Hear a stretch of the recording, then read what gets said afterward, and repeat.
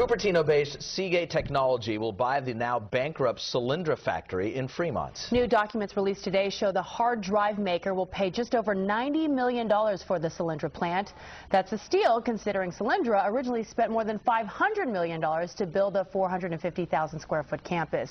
Seagate, which does most of its manufacturing in China, Thailand, and Singapore, says it will release details on what it will use the factory for when the sale is complete.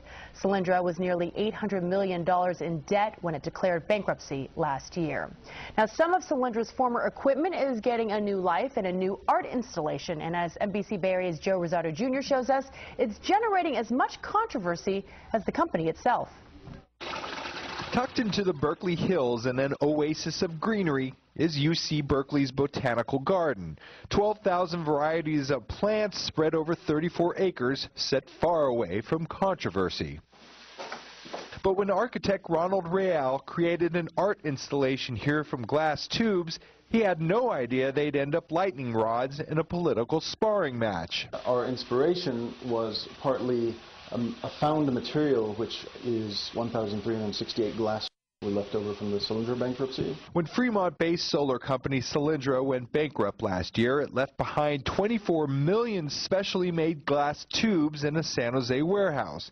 RAEL figured they'd be perfect for an art installation in the garden's new Natural Discourse exhibit. And so we thought that this could be an excellent vehicle for the conduction of light and sound and air in the space. His piece certainly has inspired discourse, maybe not what RAEL intended. Republicans and conservative groups seized on the installation, drawing a connection to the Obama administration's $535 million loan to Solyndra. There was a politician who put out a press release calling this the most expensive work of art ever made. I would prefer not to have political controversy surrounding the garden because it's basically a very PC place without controversy. But Paul Licht, director of the Botanical Garden, also takes a practical view of the rhetoric. If they come here just for the politics and discover the garden, something good has come out of politics. So while we didn't anticipate the kind of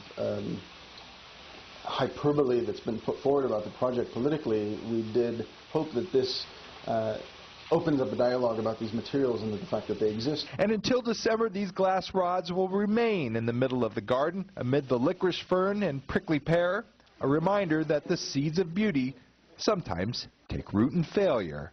Joe Rosado Jr., NBC Bay Area News.